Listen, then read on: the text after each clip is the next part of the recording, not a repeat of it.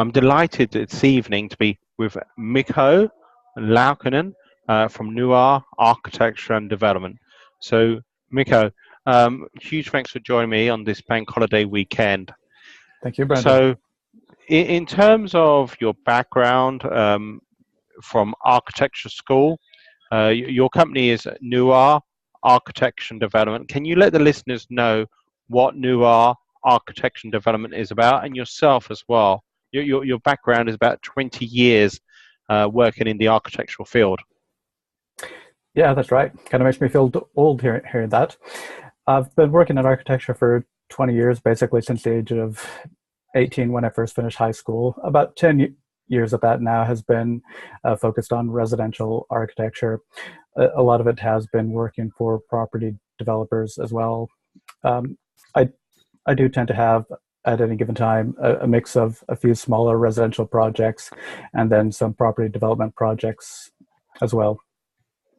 Mikko, we were discussing beforehand about the difference between different architectural practices, their experience and so forth, how you categorize or pigeonhole. We don't really necessarily want to pigeonhole different architects as such. But you were discussing with me the importance of having someone who's got the experience from an architectural perspective of working with developers. That there's a key difference you explaining, particularly about the costings. Do you want to elaborate on that more? Sure, Brendan. Yeah, well, for people that are in the property network and doing property developments, certainly significant property developments, I think it is important for them to have an architect that has at least some experience of doing the type of projects that you are going to be doing. I mean, an architect can have other experience and then can learn that, but especially for somebody that's not an experienced property developer themselves, they can lean on the experience of that sort of an architect. A project can be a very different project if you're doing a house renovation for a private client that they're doing for themselves compared to a house renovation, which you're going to be doing as a spec project and then selling on the open market as a finished turnkey product. So in terms of your experience and who you've worked with, do you want to just give an outline of some of the key projects which would be, I don't want to say your signature dish as such, but just elaborate on what you've actually done. Well, it tends to be fairly varied. I did start out early in my career working for larger corporate architectural practices. Some of that was in education, and then I got into doing retail and shopping centers, including working for Westfield. I've done some cultural and institutional projects, such as the Boston Museum of Fine Arts. And then I've also, since that, gotten into working on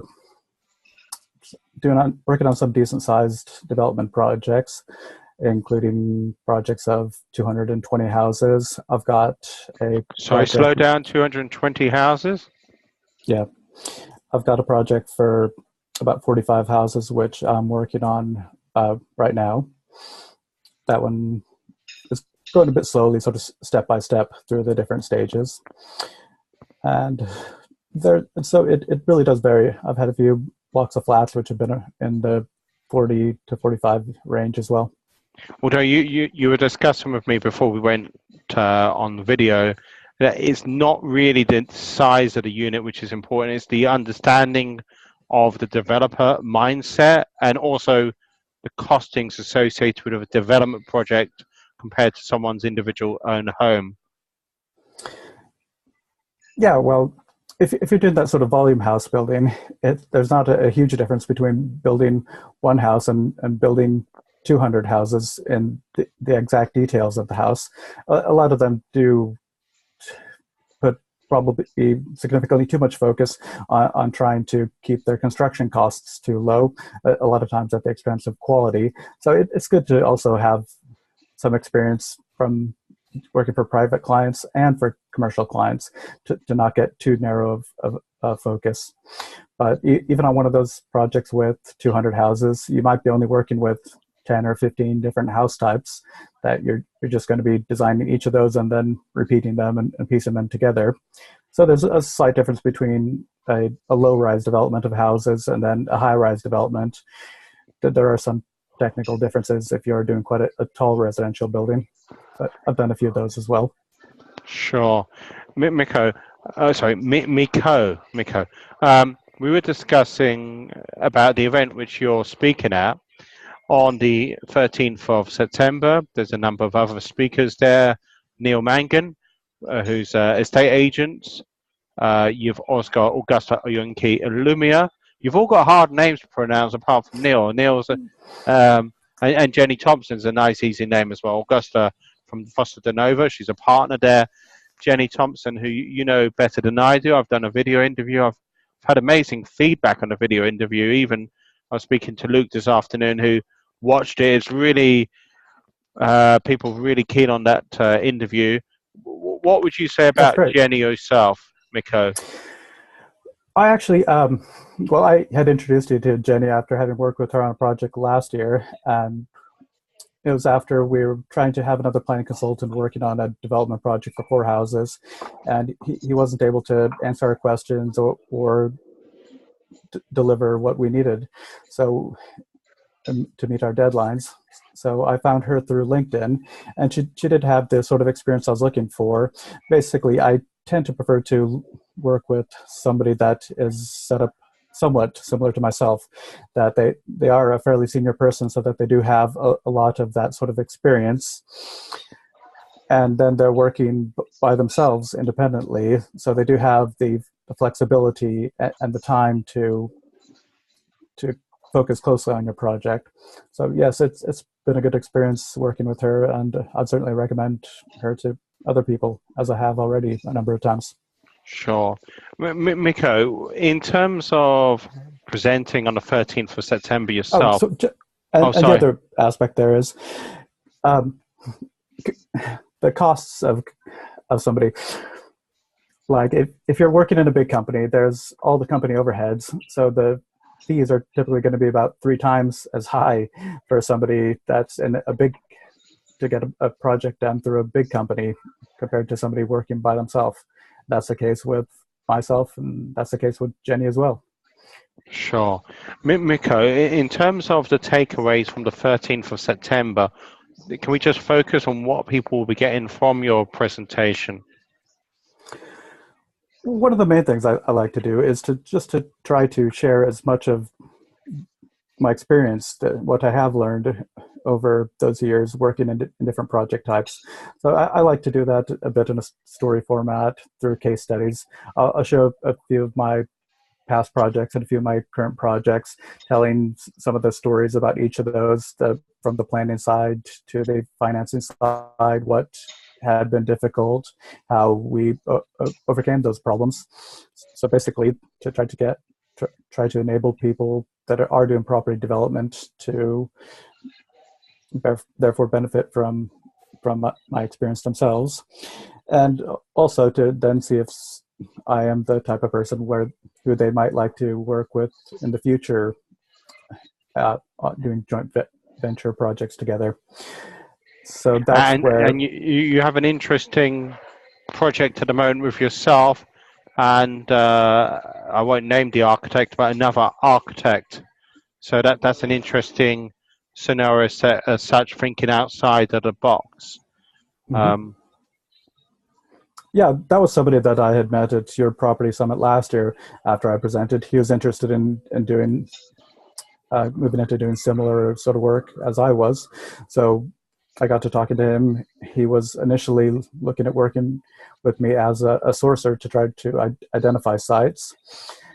And he had a small amount of money that he was looking to invest in projects. So I had one opportunity come up that my initial investors weren't interested in, which I thought was quite surprising because there's a small amount of capital required only. And so he took it on, and he might be able to, according to our current figures, he's bound to earn 1,000% gain on that. So that's pretty good compared to a lot of property development projects. And that's also what I'm bringing to the table, those sort of joint venture opportunities where somebody that may or may not have a lot of property development experience, they can then invest in the type of projects where they'd be competing against full-blown developers as well. Mikko, I just want to say huge thanks for you taking time out this evening over the bank holiday weekend. As I've said before, you certainly gave one of the most inspirational talks of the year so far, and I don't know how many speakers I've had over the year, also including those on the panel and so forth. So that's why I've asked you back so soon. I know you presented in June. I'm really delighted to have you present in central London, and even if it's just a snippet of what you gave in June, which was an absolutely inspirational presentation, how can people connect with you who can't make it to September? Let's say they're busy, maybe working full time. There's lots of people who can't make it. How can they connect with you? They can look me up on LinkedIn. Okay, so just to spell your name, it's Mikko, and your surname is Laukkanen. There can't be too many Mikko Laukkanens on LinkedIn. Are you the only one, or? No, there's loads of them in Finland. Oh, sorry. A few of them working for Microsoft as well. I think more than one, actually. But yeah, I seem to be the only one in London. Okay. As far as I'm aware. Brilliant. So just want to say huge thanks for taking time out tonight. Is there any concluding remarks you want to give? Not exactly. Just, yeah, I think the September 13th presentation will be a good one. So yeah, if you're interested in hearing what we have to say and learning more about being a property developer and how the experience of myself and Jenny, for instance, you can learn from that and that can benefit you, then come along. We hope to see you there. Sure. I just want to say huge thanks for taking time out tonight, Mikko, and huge thanks to the listeners whenever you're listening to this. Thank you. Great. Thanks. My pleasure. All right. Take care.